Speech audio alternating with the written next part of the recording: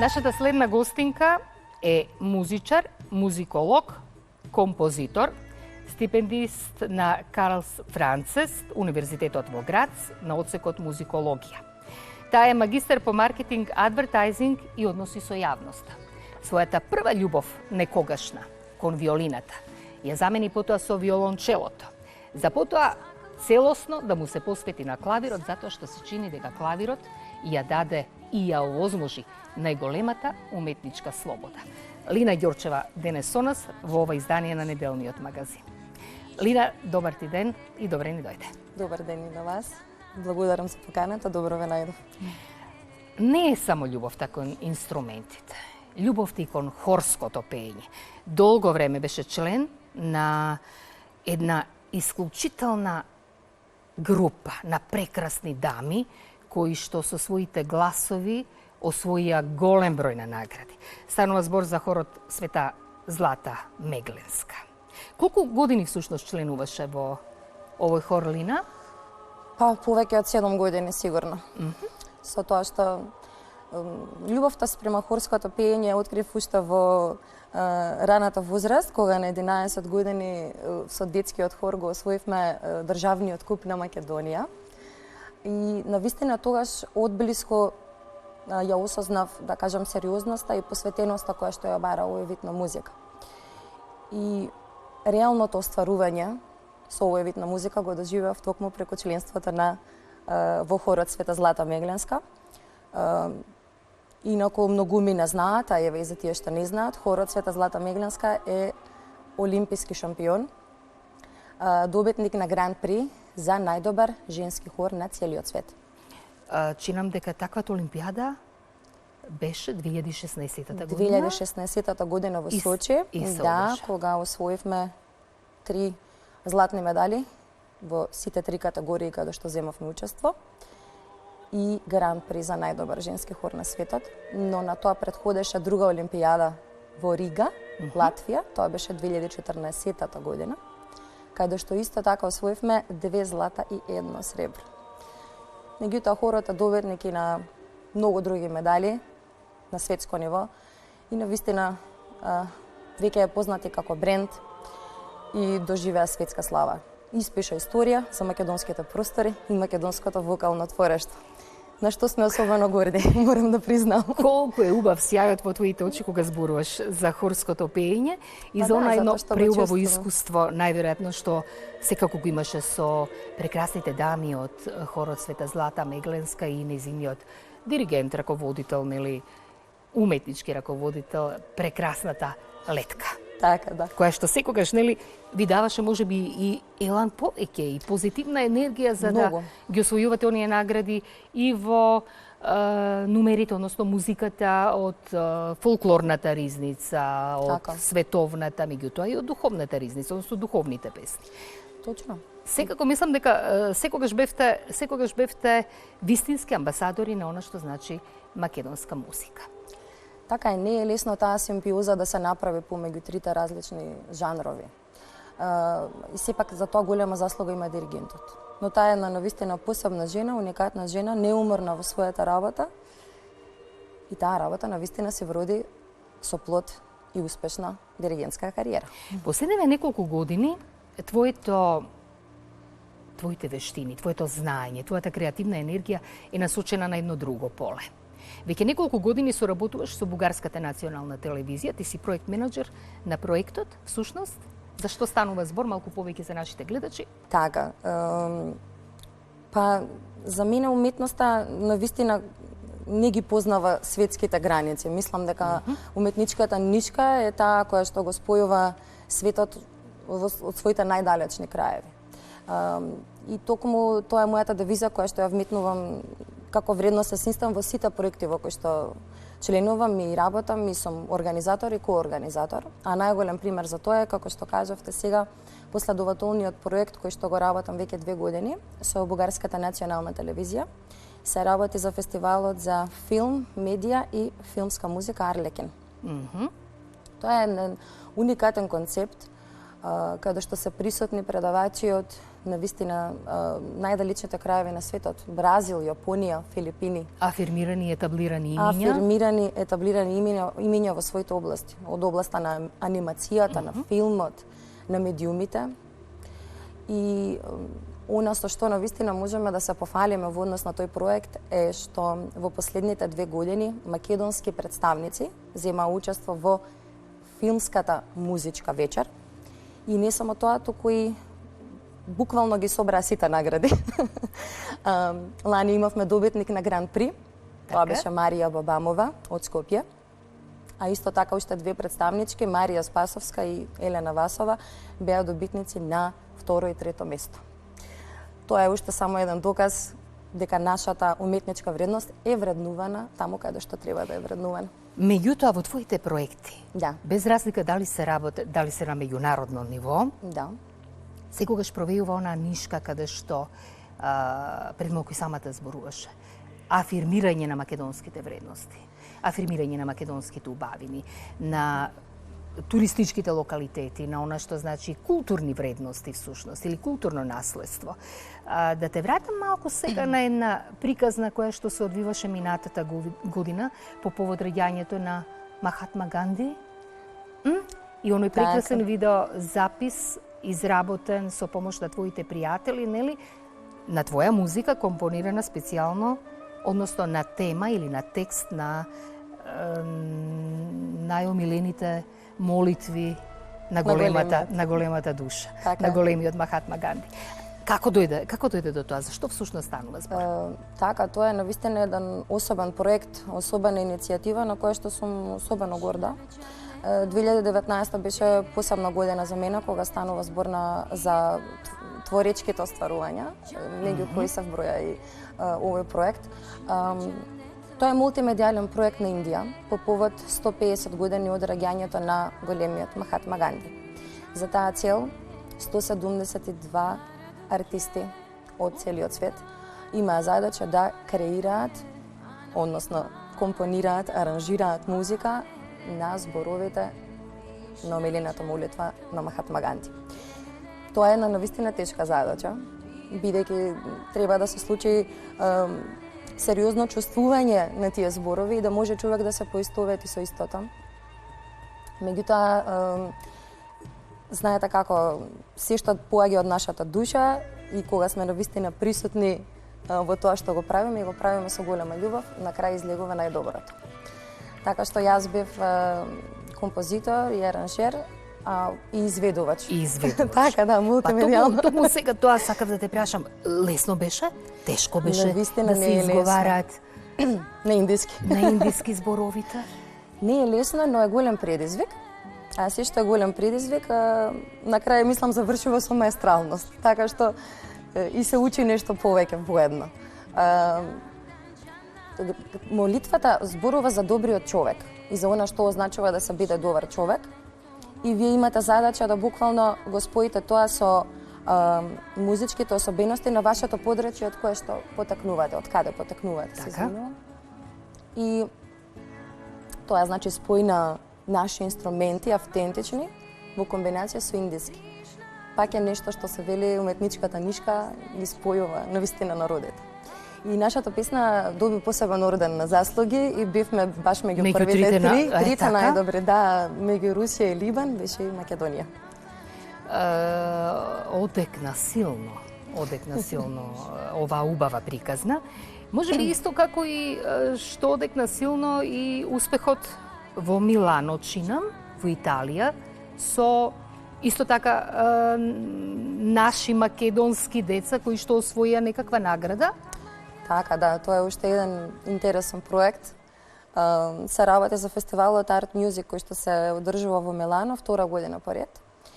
И како што веќе напоменав, 2019 беше особено значајна.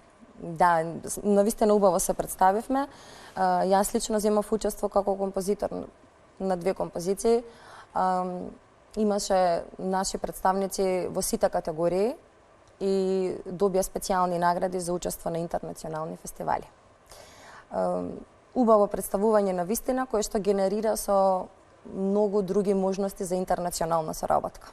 Сегогаш се иницирала проекти кои што ги поместуваат границите на уметничкиот израз. Во блиска иднина треба да се случи нешто многу интересно. Ајде малку за Методопас. Што е она што веќе во македонската јавност почнува да се најавува како нешто кое што ќе се случува за прв пат.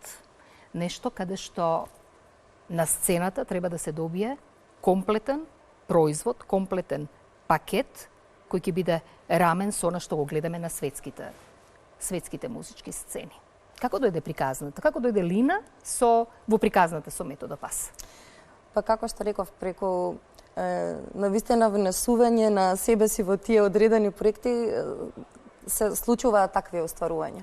Значи, кога знаете за што се залагате, кој сте, од каде сте и што пишува на вашиот бедж и другите го препознаваат тоа, особено е така во интернационални рамки, бидејќи вие ако не знаете да одговорите за себе, никој нема да знае да одговори место вас.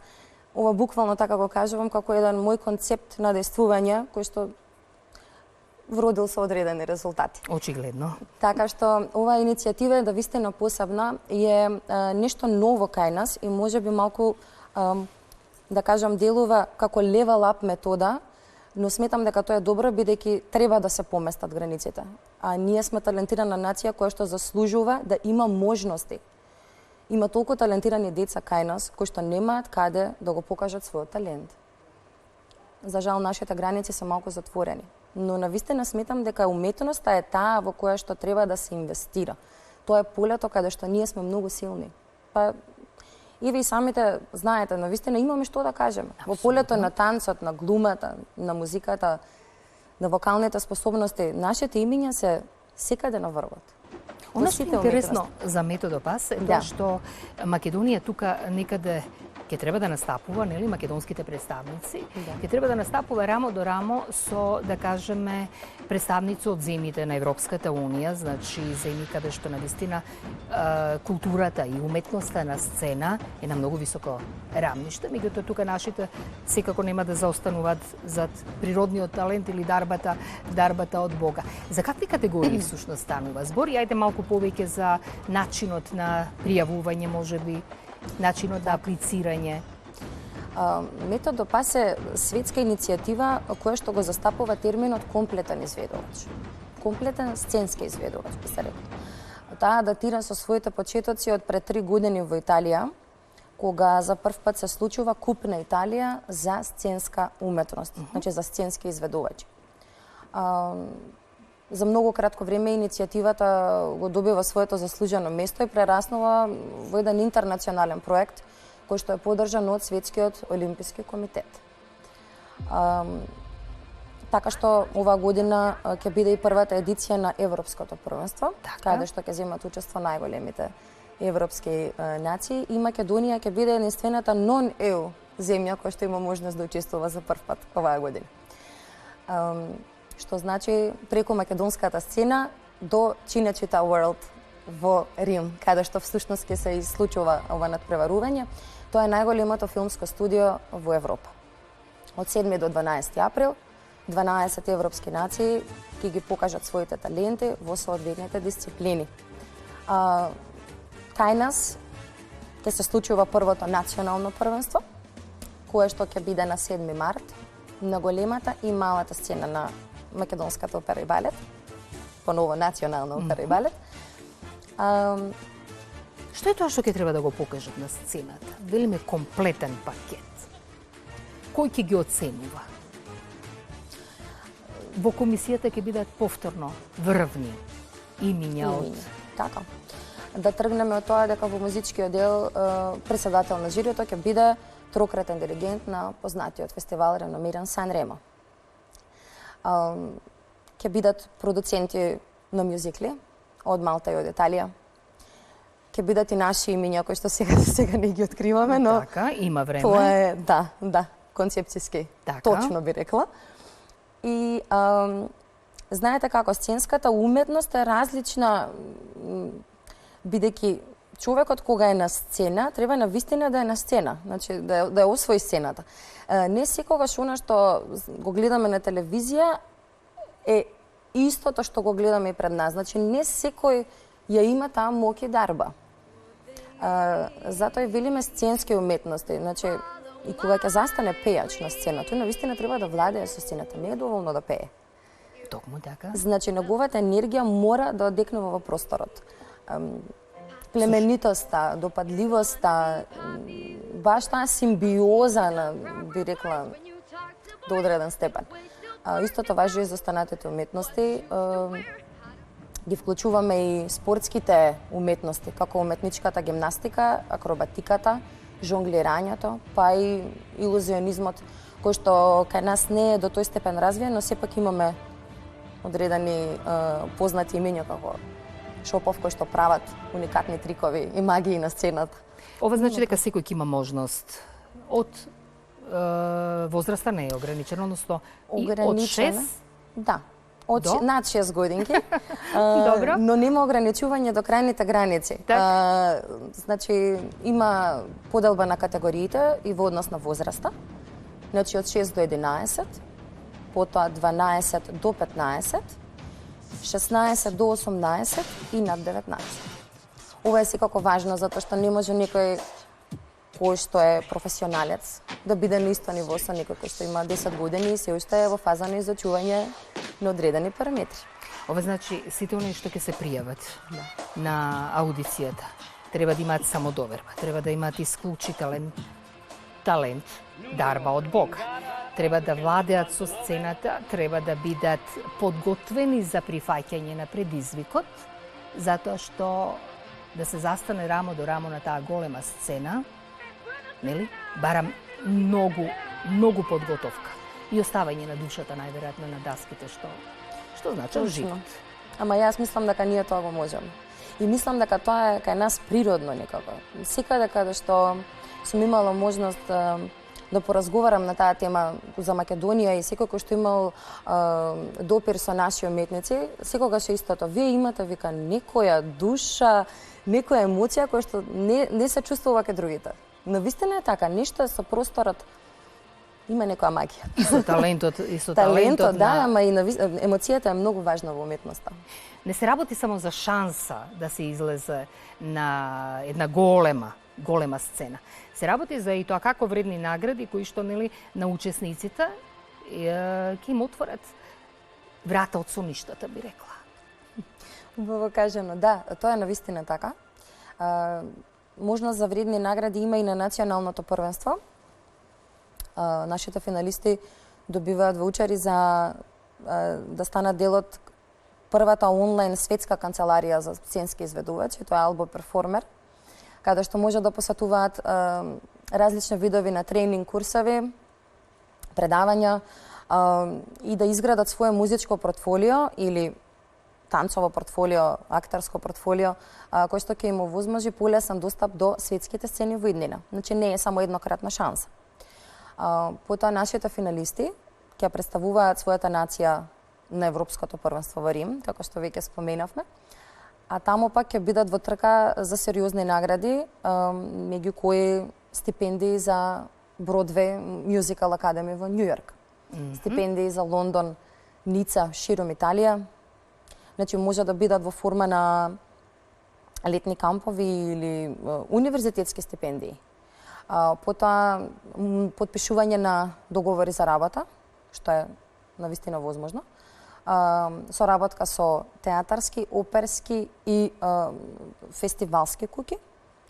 Потпишување на музички договори, учество во интернационално ТВ шоу и многу други несекојдневни прилики, би рекла, и можности вредни за кариерата на секој изведувач. Вредни за кариерата на секој изведувач и само уште нешто. Вие знам дека во моментов вашата идеја представувате пред учениците, од средните училишта, на факултетите и така натаму. Најверојатно таму ќе се регрутираат и најголемиот број на учесници во државното првенство. Така, навистина даваме шанса за секој. бидејќи постојат и класи на надпреварување, значи од почетници, класа С, средна класификација, класа Б и професионалци класа А. Секој може да си го најде своето место во соодветната категорија и класа. Да, значи важни се училиштата, важни се специјалните училишта, уметничките институции, сите извори. Што е твојот најголем сон кога станува збор и за компонирањето, и за големите сцени? Знам дека сега си многу зафатена, имајќи предвид дека нели си постојано во трчаница, затоа што се ближи аудицијата за првото државно, нели, првенство. Така. За Методо Пас, меѓутоа? Па, мојата еве желба, да кажам, сакам нели со ништата во желби, потоа желбите стануваат стварност, е да оставам навистина вредност за себе.